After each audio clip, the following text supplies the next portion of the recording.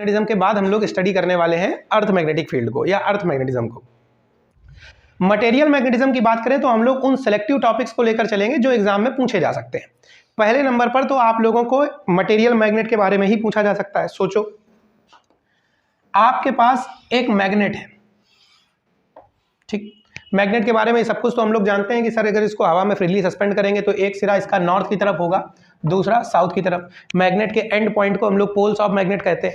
Magnetic field lines की बात करें तो मैग्नेट के बाहर नॉर्थ टू साउथ, मैग्नेट के अंदर south to north. Magnetic field lines की प्रॉपर्टीज भी लिख लोगे, कभी एक दूसरे को काटती नहीं है। मैग्नेट के बाहर नॉर्थ टू साउथ होती है, मैग्नेट के अंदर साउथ टू नॉर्थ होती हैं, क्लोज लूप बनाती हैं। ये भी हम लोग लिख लेंगे कि सर मैग्नेटिक फील्ड लाइन जहां पर डेंसर होती है वहां पर मैग्नेटिक फील्ड ज्यादा, और जहां पर ये दूर होती है उस जगह मैग्नेटिक फील्ड कम। सबसे ज्यादा मैग्नेटिक फील्ड पोल्स पर होती है। फिर एक कंसेप्ट बताया गया था पोल स्ट्रेंथ, जिसे बाद में हमने बोला था कि एनसीईआरटी इसे सही नहीं मानती, तो एग्जाम में नहीं पूछा जाने वाला, क्योंकि हम लोग ये बोलते हैं पोल स्ट्रेंथ के लिए कि इस मैग्नेट में दो पोल्स हैं, इस पोल की एक अलग स्ट्रेंथ है और इस पोल की एक अलग स्ट्रेंथ है। लेकिन एनसीईआरटी ये बोलती है कि मैग्नेट कभी मोनोपोल होता ही नहीं है, आप कभी मैग्नेट का एक पोल अलग नहीं ला सकते, तो सिंगल पोल की कोई भी बात आपको करनी ही नहीं है। तो पोल स्ट्रेंथ का कंसेप्ट भी वहां से खत्म हो जाता है। फिर आपको जब पोल स्ट्रेंथ पढ़ाया था तो हमने बताया था कि देखो मैग्नेटिक डाइपोल मूवमेंट आता है, एक पोल की स्ट्रेंथ ले आओ और दोनों पोल्स के बीच की दूरी का गुणा कर दो, स्मॉल m इंटू 12। याद आया? लेकिन फिलहाल ये सब कुछ पेपर में पूछा नहीं जाने वाला। आप बस इतना समझो कि मैग्नेट के पास एक डाइपोल मूवमेंट होता है अपना, इसका कुछ मैग्नेटिक डाइपोल मूवमेंट है, वो हम लोग लैब में कैलकुलेट कर सकते हैं। आप ऐसा सोचो, अपने पास कोई तरीका नहीं इसे कैलकुलेट करने का। अगर हम लोग बात करें इस मैग्नेटिक डाइपोल की, तो इसका यूनिट भी वही है, एम्पियर मीटर स्क्वायर। जस्ट हर मैग्नेट के पास अपनी एक प्रॉपर्टी है, मैग्नेटिक डाइपोल मूवमेंट, और इस मैग्नेटिक डाइपोल मूवमेंट की वैल्यू जितनी ज्यादा होगी उतना ही मैग्नेट स्ट्रांग होगा, और जितनी कम होगी उतना ही मैग्नेट कमजोर होगा। क्या ये बात आप लोग समझ गए? सो this is magnetic dipole movement. Magnetic dipole movement के बाद हम लोगों से पूछा जाता है कि ये बताओ, अगर किसी मैग्नेट को हम लोग प्लेस कर दें मैग्नेटिक फील्ड के अंदर तो क्या होगा। जैसे आप लोगों के पास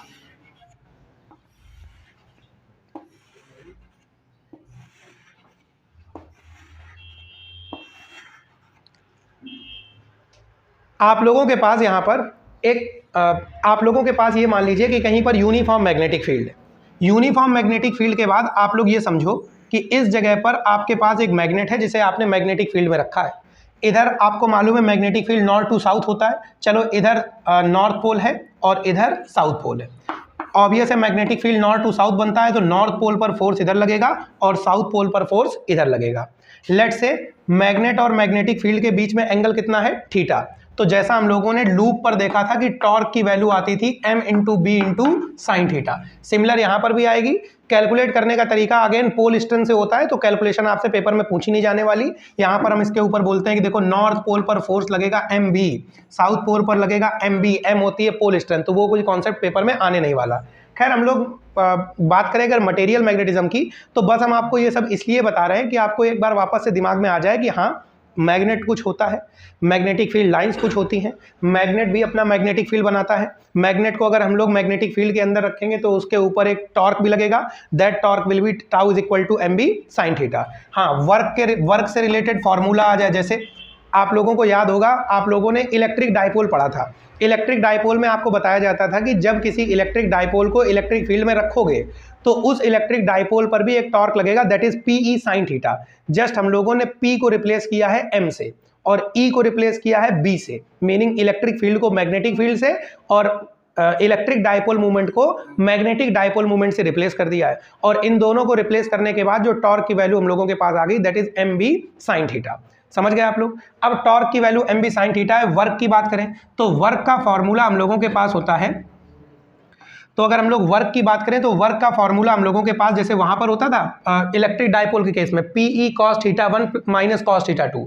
सिमिलरली बस P को रिप्लेस करो M के साथ, MB cos theta 1 minus cos theta 2। ये कहानी आपके पास है। अगर आपसे पोटेंशियल एनर्जी पूछी जाए तो माइनस MB cos थीटा। बस आप लोग इतना याद रखना। हमें लगता नहीं है कि यहाँ से न्यूमेरिकल आएगा, क्योंकि एनसीईआरटी इसे गलत मान के बैठी है, बोलती है कि सिंगल पोल नाम की तो कोई चीज है ही नहीं, पोल स्ट्रेंथ नाम की कोई चीज नहीं है। तो आप लोग ये सारे वैल्यूज निकाल कैसे सकते हो जब तक आप लोग एक पोल को इंडिविजुअल अलग नहीं देखोगे। समझ में आ गई बात। तो ये सब कुछ पूछे जाने के चांसेस कम है, लेकिन फिर भी हमने आपको बता दिया। अब हम लोग बात करने वाले हैं मटेरियल मैग्नेटिज्म की। मटेरियल मैग्नेटिज्म के उन सेलेक्टिव टॉपिक्स को ही लेंगे जो एग्जाम में पूछे जा सकते हैं।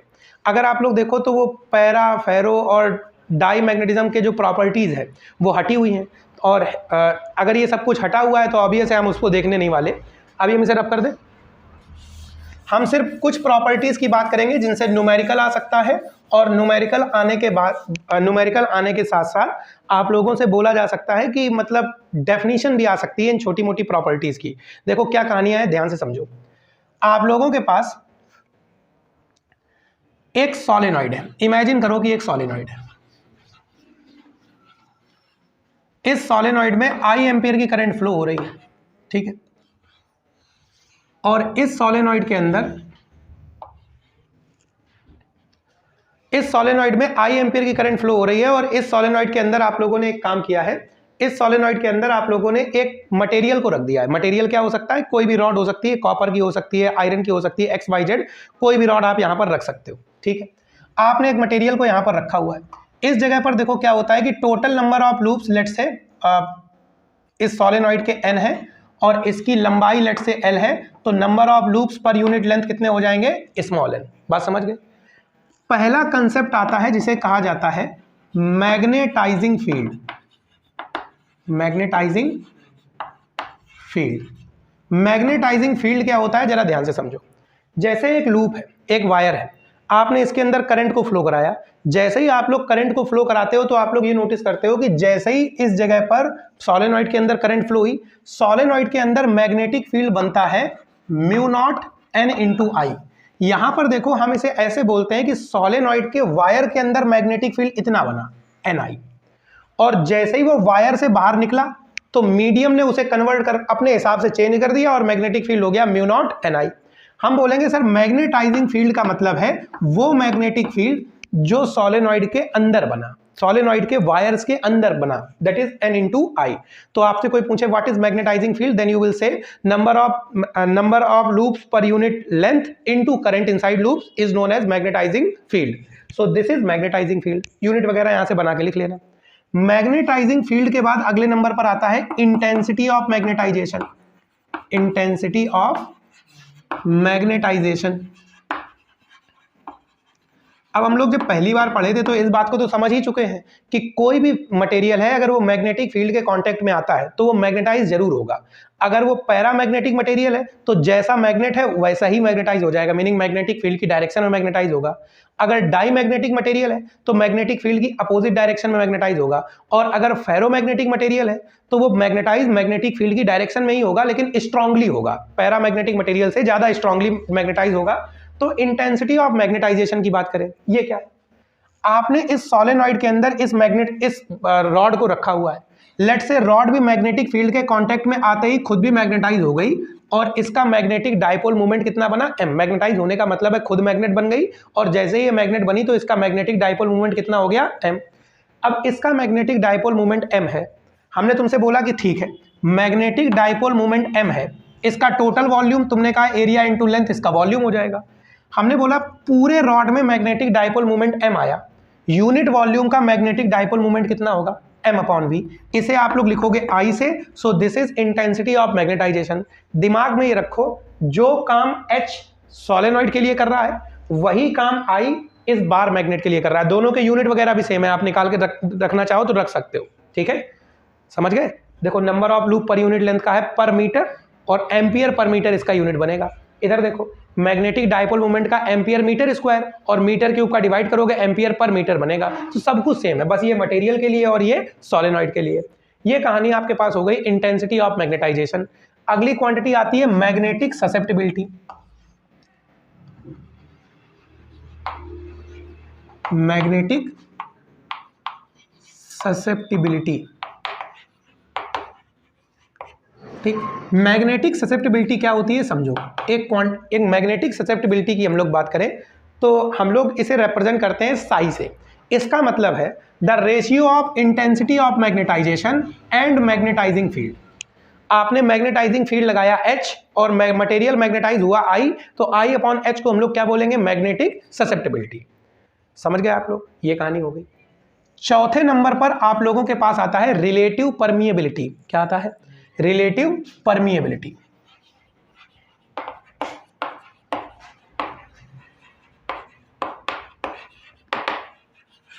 अगर रिलेटिव परमिएबिलिटी की बात करें तो आप ये समझो कि जैसे आप लोग यहां पर बात करते हो परमिएबिलिटी की, परमिटिविटी याद है शुरुआत में पढ़ा था, relative permittivity, permittivity of medium upon permittivity of free space. Similarly permeability of medium upon permeability of free space is known as relative permeability. इसका कोई यूनिट वगैरह नहीं होता, साई का भी कोई यूनिट नहीं होता, ससेप्टिबिलिटी का भी कोई यूनिट नहीं होता। फिर आते हैं कुछ रिलेशंस, उन रिलेशंस को अब समझो। अब देखो हम लोग एक रिलेशन एस्टेब्लिश करने वाले हैं, ये पेपर में पूछा भी जाता है। रिलेशन आपसे ऐसा बोल सकता है, establish the relation between psi I and H, या फिर establish the relation between mu R meaning relative permeability and susceptibility, ऐसा कुछ पूछा जा सकता है। तो आप लोग क्या करोगे जरा ध्यान से देखो। आपने बोला कि सर हमने यहां पर एक सोलेनॉइड लिया, सोलेनॉइड के अंदर हमने कोई मटेरियल रख दिया। अब जैसे ही हम लोग करंट को फ्लो कराते हैं इस सोलेनॉइड के अंदर, हम लोगों ने एक सोलेनॉइड लिया, सोलेनॉइड के अंदर कोई मटेरियल रख दिया, और जैसे ही हम लोग करंट को फ्लो कराते हैं इस सोलेनॉइड के अंदर, तो देखो कहानी क्या है, इस वायर के अंदर मैग्नेटिक फील्ड बना H, और ये मैग्नेटिक फील्ड वायर के बाहर निकला। बाहर तो कोई मीडियम था, मीडियम ने इसे अपने हिसाब से कन्वर्ट करके म्यू टाइम्स कर दिया, mu is permeability of medium, और अपने पास जो मैग्नेटिक फील्ड बना दैट इज B, और ये हम लोगों के पास इक्वेशन नंबर 1 हो गई। अब दूसरे तरीके से समझते हैं, इस सोलेनॉइड ने जो मैग्नेटिक फील्ड बनाया that is mu not into H, H का मतलब Ni, म्यू नॉट Ni होता है, Ni की जगह पर हम कितना रख रहे हैं H, और ये मटेरियल भी मैग्नेटिक फील्ड के कांटेक्ट में था, खुद भी मैग्नेट बन गया, तो ये मैग्नेटिक फील्ड कितना बनाएगा, म्यू नॉट इंटू आई। भाई जो काम सोलेनॉइड के लिए H करेगा मटेरियल के लिए I करेगा, दोनों को हमने ऐड कर दिया। हमने बोला कि अब ये मैग्नेटिक फील्ड है, अगर हम लोग एक दूसरे नजरिए से देखें तो हमने बोला है तो दोनों मैग्नेटिक फील्ड, और दोनों ही सोलेनॉइड के अंदर मैग्नेटिक फील्ड है, तो एक काम करो दोनों को बराबर कर दो। हमने दोनों को बराबर कर दिया, तो mu into H is equal to mu not into H plus mu not into I हो गया। Mu into H is equal to mu not, bracket में बचेगा H प्लस आई। ये एक रिलेशन पूछा जाता है, ठीक है। फिर अगर आप लोग यहां से देखो तो psi is equal to I upon H है, तो आई इज इक्वल टू हो जाएगा साई इंटू एच, वो यहां पर रख सकते हो। Mu into H is equal to mu naught H plus, इधर हो जाएगा साई इंटू एच। हम एक काम डायरेक्ट कर रहे हैं, यहां से H कॉमन लेंगे, H से H काट देंगे, तो म्यू इज इक्वल टू आ जाएगा म्यू नॉट 1 प्लस साई। ये एक रिलेशन पूछा जाता है। इसके बाद कुछ पढ़े लिखे लोग, जो कि हम लोग भी हैं, म्यू की वैल्यू की बात करें तो म्यू को लिख देते हैं mu R into mu naught, इधर रख दो। म्यू की जगह पर आपने लिखा mu R into mu naught, बराबर में mu naught 1 plus psi, mu naught से म्यू नॉट कट गया, तो relative permeability is equal to हो जाएगा 1 प्लस साई। ठीक, क्योंकि diamagnetic material, paramagnetic material और फेरोमैग्नेटिक मटेरियल अपने सिलेबस से हटे हुए हैं, तो उन पर हम डिस्कशन नहीं कर रहे हैं, वरना यहीं के बाद डाई मैग्नेटिज्म, पैरामैग्नेटिज्म और फेरोमैग्नेटिज्म की शुरुआत हो जाती है। आपको बताया जाता है जिनके लिए रिलेटिव परमिएबिलिटी 1 से बड़ी वो पैरामैग्नेटिक, 1 से छोटी डाई मैग्नेटिक, 1 से बहुत ही बड़ी फेरोमैग्नेटिक, है ना। साई की बात करते हैं जिनके लिए ससेप्टिबिलिटी पॉजिटिव, बताया भी था कैसे पॉजिटिव कैसे नेगेटिव। तो फिलहाल इन क्वांटिटीज के बारे में आपसे पूछा जा सकता है, तो आप ये समझ लो this is all about material magnetism. Material magnetism से अगर क्वेश्चन बना तो यहां से बनेगा, क्योंकि फेरोमैग्नेटिज्म हटा है तो डोमेन थ्योरी पूछी नहीं जाएगी, वरना तो डोमेन थ्योरी भी आती थी। समझ गए? कोई डाउट हो इसमें तो अभी बोल दो। ये क्वांटिटीज पता होनी चाहिए, सिंपल से ये डेरिवेशन भी पूछ सकते हैं 2 नंबर में। हो गया? रब करें, आगे बढ़े। अब चलो बात करेंगे अर्थ मैग्नेटिज्म की।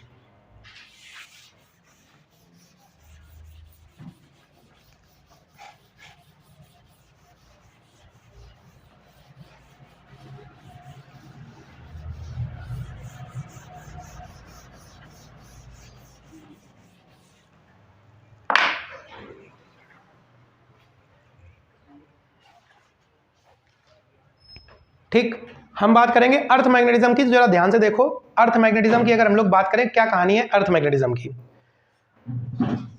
अर्थ मैग्नेटिज्म से आपसे क्वेश्चन कैसे कैसे बनता था, अभी तो उतना क्वेश्चन नहीं पूछते हैं, सीधे angle of dip, angle of declination ही पूछ देते हैं, लेकिन फिर भी हम मान के चलते हैं कि कुछ भी बन रहा है तो हम पूरा आपको बता रहे हैं।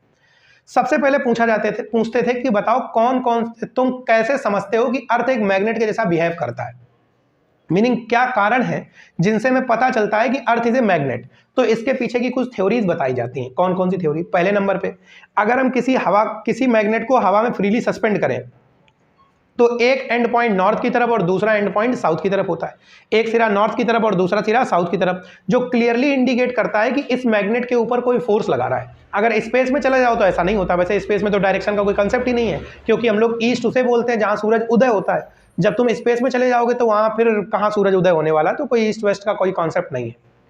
तो जब हम लोग मैग्नेट को हवा में फ्रीली सस्पेंड करते हैं तो एक सिरा नॉर्थ की तरफ और दूसरा सिरा साउथ की तरफ रुकता है। हम बोलते हैं कि सर देखो, जो सिरा नॉर्थ की तरफ है वो नॉर्थ पोल, जो सिरा साउथ की तरफ है वो साउथ पोल, डिस्टर्ब करो ये फिर ऐसा हो जाएगा। तो कोई ना कोई फोर्स तो इसको घुमा के अपनी लोकेशन पर ला रहा है। तो हम लोग बोलते हैं कि सर देखो, इसका मतलब है कि अर्थ पर ये बिहेवियर दिख रहा है, तो अर्थ इसको घुमाकर एक प्रॉपर स्टेट में लेके आती है, तो अर्थ एक मैग्नेट के जैसा बिहेव कर रही है, नंबर एक।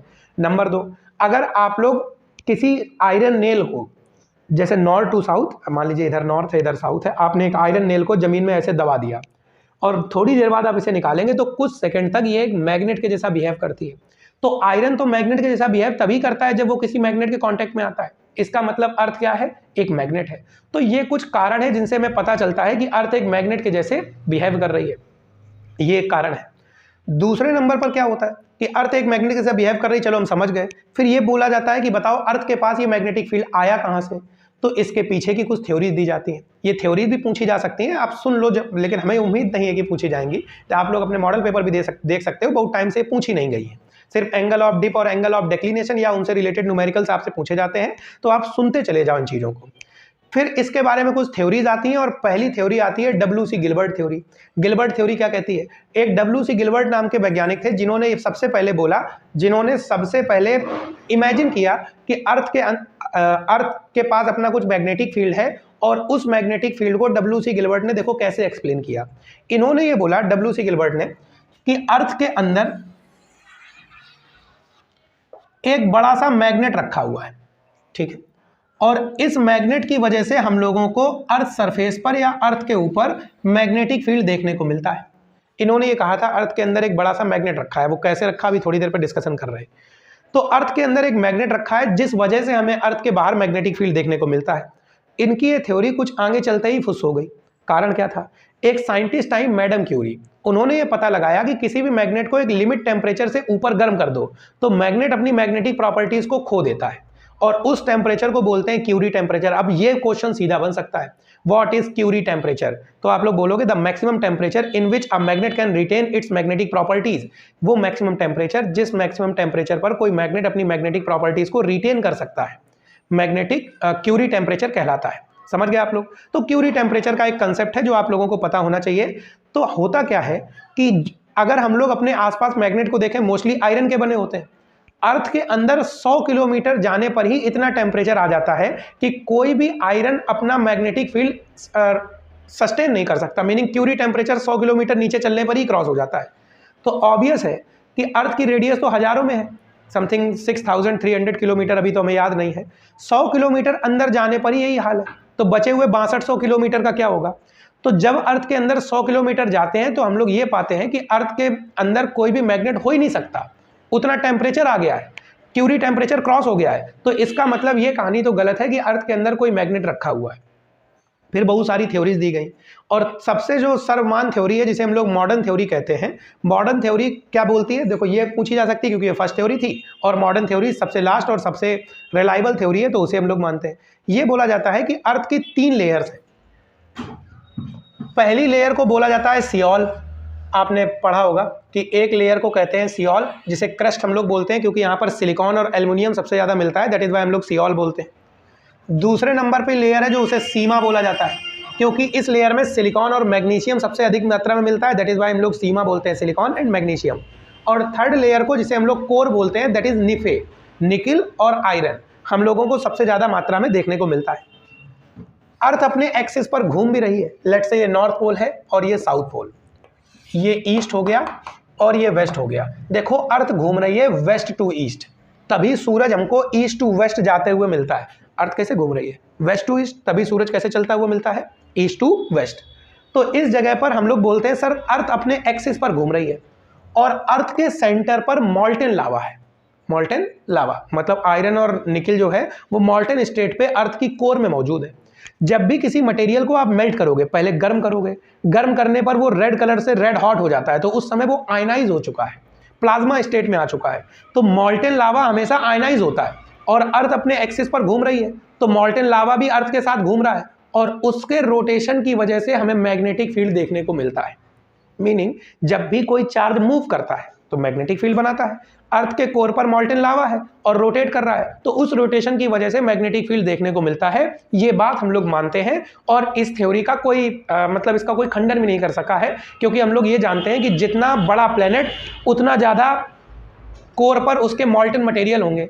जुपिटर पर मैग्नेटिक फील्ड ज़्यादा है, सन का सबसे ज़्यादा है, क्योंकि सन में मॉल्टेन मटेरियल सबसे ज़्यादा मात्रा में मौजूद है।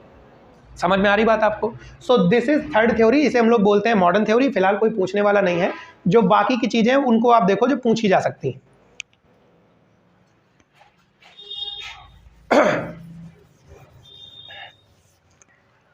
क्या है कहानी आपको समझ में आ गई? सो this is about modern theory. समझ गए आप लोग? इस मॉडर्न थ्योरी के बाद अब देखो कहानी क्या है। अब हम लोग अगर मॉडर्न थ्योरी को सही माने तो अर्थ पर हम लोग अब अर्थ के मैग्नेटिज्म को स्टडी करना चाहते हैं। सबसे पहले तो हम लोग एक काम करेंगे,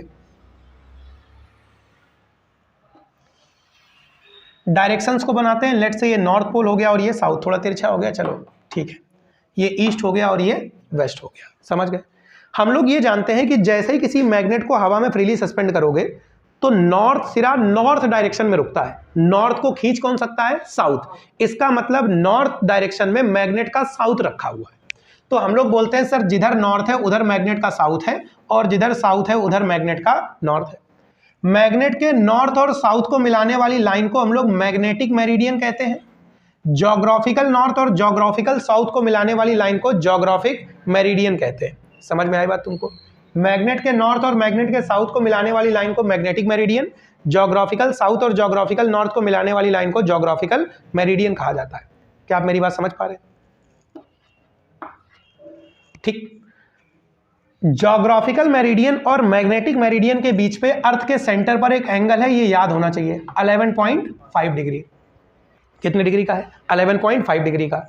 अगर हम लोग बात करें अर्थ के मैग्नेटिक फील्ड का, तो आपको मालूम है मैग्नेट के बाहर magnetic field north to south होता है। तो इस जगह पर हमको जो मैग्नेटिक फील्ड देखने को मिलेगा वो from magnetic north to magnetic south होगा। तो याद रखना, मैग्नेटिक फील्ड अगर हम लोग ज्योग्राफी के सेंस में देखें तो साउथ टू नॉर्थ होता है और मैग्नेट के सेंस में देखें तो नॉर्थ टू साउथ होता है। तो इस तरह से मैग्नेटिक फील्ड हम लोगों को देखने को मिलता है in on the surface of earth. समझ में आ गई बात? फिर एक लाइन आती है इक्वेटर। इक्वेटर क्या है? आपने ज्योग्राफिकल मेरिडियन के परपेंडिकुलर बाइसेक्टर को ड्रॉ कर दिया। देखो ये लाइन सेंटर से पास नहीं होती, कुछ ऐसे है अर्थ की सरफेस पर, ऐसे पढ़ा होगा आप लोगों ने ज्योग्राफी में लॉन्गिट्यूड और लैटिट्यूड को, ठीक है? तो इसे हम लोग बोलते हैं सर ये इक्वेटर है। ये क्या है? इक्वेटर। इसे बोला जाता है ज्योग्राफिक इक्वेटर। अगर मैग्नेटिक मेरिडियन के परपेंडिकुलर आप एक लाइन खींचोगे जो बिल्कुल इसको बाइसेक्ट करे सरफेस पर, हम इसे बोलेंगे सर ये मैग्नेटिक इक्वेटर है। क्या है? Magnetic equator. याद रखना, ज्योग्राफिक मेरिडियन और मैग्नेटिक मेरिडियन के बीच का एंगल 11.5, तो ज्योग्राफिक इक्वेटर और मैग्नेटिक इक्वेटर के बीच का एंगल भी कितना है? 11.5। ये बात याद रखना। समझ गए आप लोग? So this is about how we imagine magnet inside Earth. हम लोग ये इमेजिन करते हैं कि अर्थ के अंदर एक मैग्नेट रखा है, रियल में नहीं रखा है क्योंकि इससे पढ़ना आसान होता है। समझ में आ गई बात? ये कहानी हम लोगों के पास हो गई। अब इससे रिलेटेड दो प्रॉब्लम्स पूछी जाती हैं, one is angle of dip and second one is angle of declination. Angle of dip और एंगल ऑफ डेक्लिनेशन है क्या, इन्हें समझो। जैसे आप सोचो इस जगह पर खड़े हो, पहले हम डिप की बात कर लेते हैं। किसकी बात कर लेते हैं? डिप की। मैग्नेटिक कंपास आप लेकर आए हो। मैग्नेटिक कंपास जनरली ऐसे घूमता है, आपने उस मैग्नेटिक कंपास को हॉरिजॉन्टली रख दिया, सॉरी ऐसे वर्टिकल रखा, अब ये वर्टिकल प्लेन में घूम सकता है, इस तरीके से घूमने के लिए फ्री कर दिया। तुम आके इस जगह खड़े हो गए,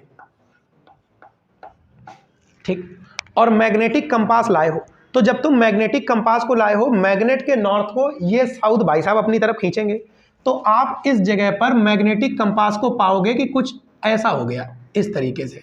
भाई नॉर्थ पोल उसे अपनी तरफ खींच रहा था, इस तरीके से मैग्नेटिक कंपास आप लोगों को दिखेगा।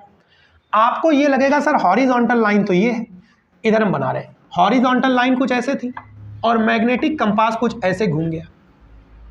बात समझ में आई? आप इस जगह आके खड़े हो गए, बिल्कुल इस जगह पर खड़े हो और मैग्नेटिक कंपास को लाए। इमेजिन करो जैसे हम हैं, तो साउथ पोल तो बिल्कुल मेरे पैरों के नीचे है, हम मैग्नेटिक कंपास को रखेंगे, नॉर्थ पोल तो बिल्कुल पैरों के नीचे जाएगा, क्योंकि इस जगह पर अर्थ का जो मैग्नेटिक फील्ड है वो नॉर्थ पोल को अपनी तरफ तो खींचेगा। तो हम लोग ये पाएंगे सर हॉरिजॉन्टल लाइन तो ऐसे है, लेकिन मैग्नेटिक कंपास कुछ ऐसे घूम गया। हम ये पाएंगे हॉरिजॉन्टल लाइन तो कुछ ऐसे है, मैग्नेटिक कंपास कुछ ऐसे घूम गया।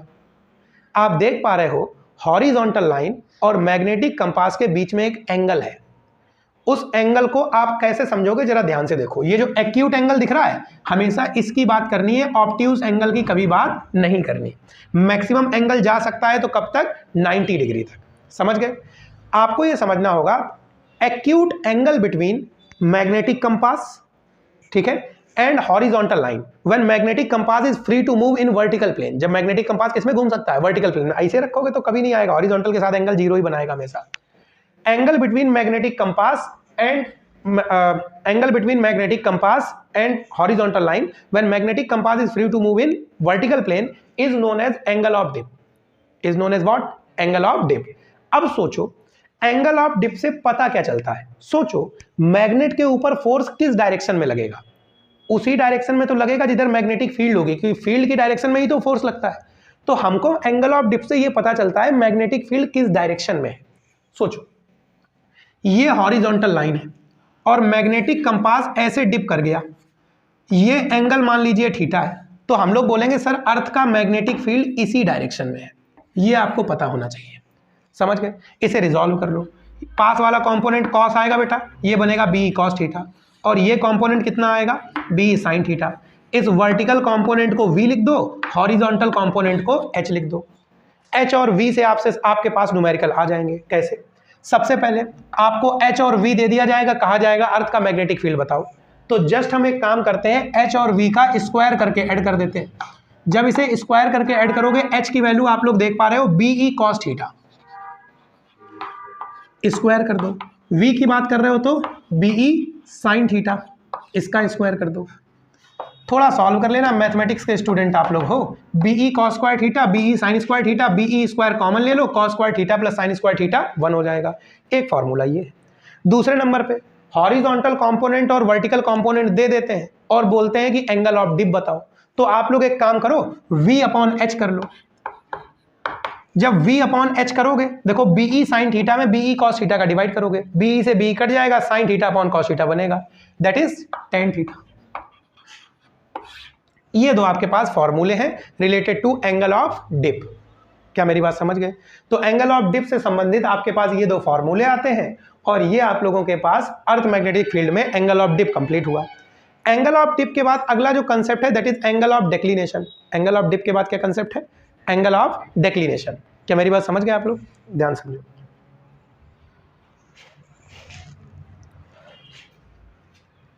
क्या इसे हम रब कर दें? पक्की बात?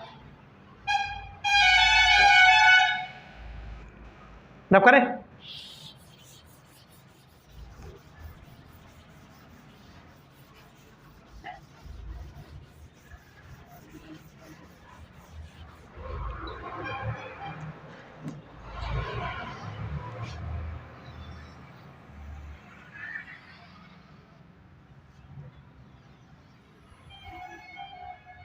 अभी सिर्फ नॉर्थ साउथ की बात होगी। थोड़ा गड़बड़ बन गया यार।